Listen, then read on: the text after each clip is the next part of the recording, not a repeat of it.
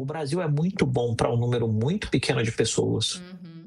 mas o Brasil é muito ruim para um número muito grande de pessoas. E aqui eu vou dar um exemplo da minha própria biografia.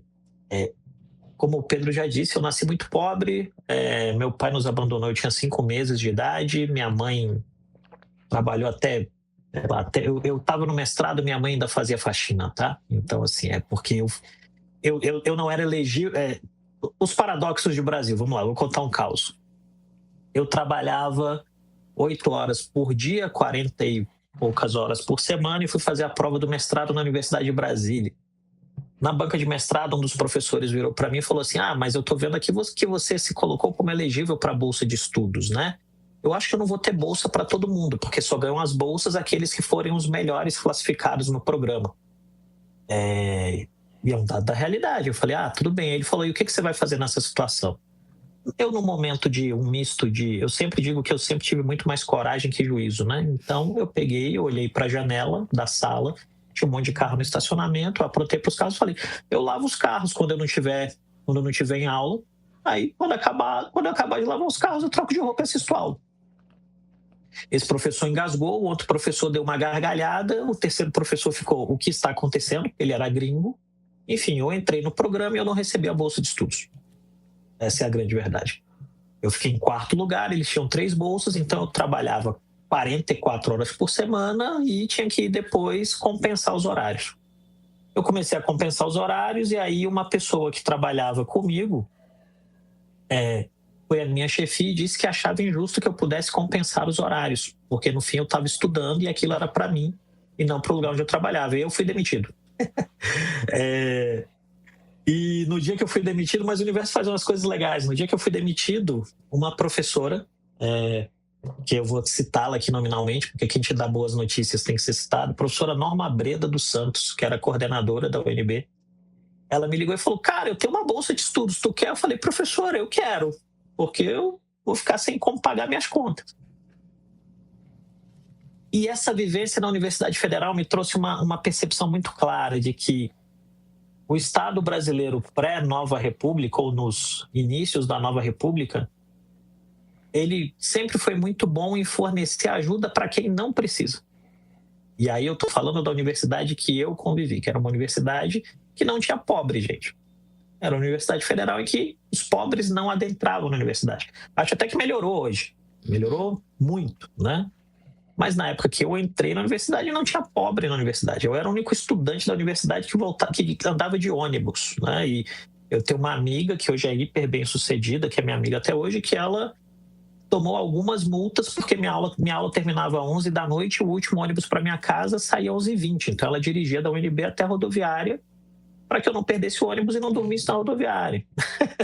Assim, e aí o que eu estou querendo dizer? Eu sou exemplo de alguma coisa? Eu não sou exemplo de nada. Eu sou exemplo da minha própria vida. Eu só vou levar daqui meus afetos, aquilo que eu gosto, que eu tenho. Mas efetivamente eu não desejo que ninguém passe pelo que eu passei. Porque é puxado, né? E aí quando a gente olha, vamos pensar o seguinte: no interior de um estado pobre, em todos os estados brasileiros vão ter municípios pobres, muito pobres.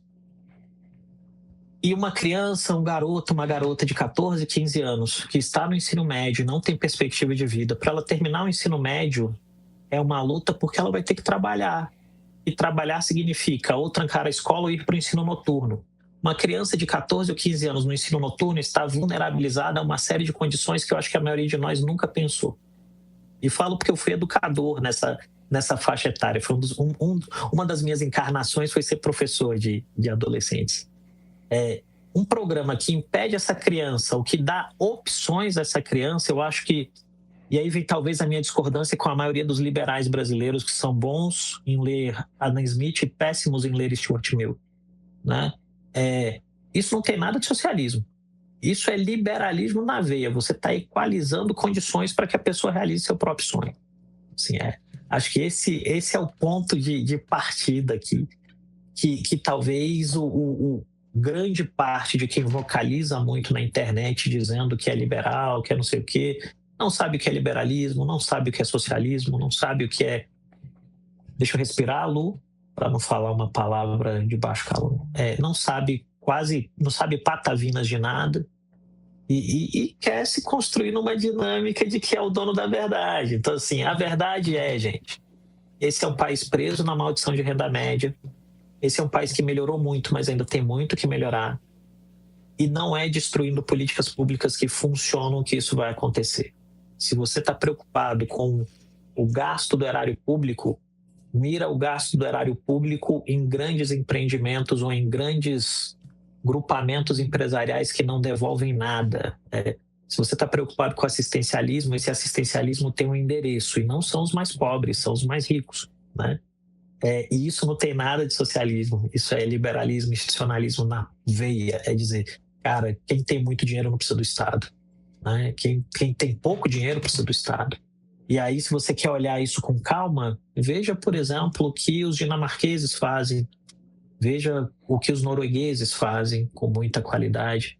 É a França, que tem muitos problemas também, tem feito muita coisa com qualidade, os espanhóis têm feito coisas com qualidade. E se você quiser olhar nos Estados Unidos, você não vai em todos os estados, não, mas você vai em Minnesota, por exemplo. Minnesota é um estado americano que tem políticas públicas muito, muito boas. Não por acaso foi muito atacado pela administração Trump, porque é o estado que seria mais próximo no mundo que os Estados Unidos são, seria mais próximo de ser um estado que tem políticas de bem-estar social, né? E isso tem um preço, gente, tem. Mas tem também um resultado. Eu acho que a gente tem que entender políticas públicas com mais seriedade, tem que entender o impacto de políticas públicas com mais seriedade. E talvez uma coisa que a gente precisa fazer muito nesse país é tirar o fígado da sala na hora que a gente vai discutir algumas questões, né? Porque eu tenho uma grande referência, que é um cara já falecido, ele se dizia um grande conservador, e eu acho que era mesmo. Ele dizia que não dá para ser conservador se você não se importa com o futuro das crianças, e não dá para ser conservador se você não se importa com o presente dos idosos. E eu acho que talvez o elemento mais perigoso de Brasil hoje, a gente só pode falar de Brasil no fim das contas, é que a gente está preso em rótulos que efetivamente não estão dizendo nada e que não estão se preocupando nem com o futuro das crianças, nem com o presente dos idosos, não se preocupam com as mulheres, não se preocupam com ninguém, né? E aí, gente, o risco é muito alto, né? É só olhar o processo de empobrecimento. Eu acho que a Argentina é um excelente exemplo de sociedade que empobrece muito rápido. A Argentina em 1880 era riquíssima, a Argentina em 1920 era riquíssima. Hoje a Argentina vê um fenômeno que eles nunca tinham visto, que é a gente na rua mexendo lixo. E não é por causa do Milei. O Milei é uma consequência do processo, né? É porque a sociedade foi errando, e chega nesse tipo de elemento. Então, assim, do alto daquilo que me cabe na minha experiência, e é uma experiência dura, é sentido, a gente leva sequelas físicas, de superar a pobreza gera sequela física, gente. É puxado. Eu até escrevi isso hoje mais cedo no falecido Twitter, né? Nos anos de 25 e 26 eu passei quase 10 meses acamado. Porque é puxado. É sequela física, assim. É o nível de estresse, o nível de pancada, o nível de porrada. Então, se a gente puder fazer a sociedade ter um ponto de partida um pouquinho melhor, pô, já fica bom demais. É ponto de partida, gente. Não é roubar a casa de ninguém, não é assim, não é uma sequência do Dr. Zhivago, entendeu? Que é um filme excelente, se quiser assistir. Vamos deixar a sociedade um pouquinho mais equânime aí para todo mundo ficar bem e tal. Acho que fica bom, né? Mas não sei se eu vou viver para ver isso, não. Está no ar a rodada de julho da pesquisa Meio Ideia. É a nossa pesquisa eleitoral independente, registrada no TSE, que chega em primeira mão para os nossos assinantes premium. Esse mês, o levantamento responde se o racha com Michele enfraqueceu a pré-candidatura de Flávio Bolsonaro, se o caso Jacques Wagner e Banco Master mexeu na reeleição de Lula, e no meio disso tudo, como anda a polarização no Brasil. E agora tem mais. A gente criou uma plataforma interativa para os assinantes premium explorarem os dados da pesquisa como quiserem, de forma interativa. Não é só ler a pesquisa, é investigar o cenário político por conta própria, com a qualidade de informação que você já conhece do meio. Assine o Premium.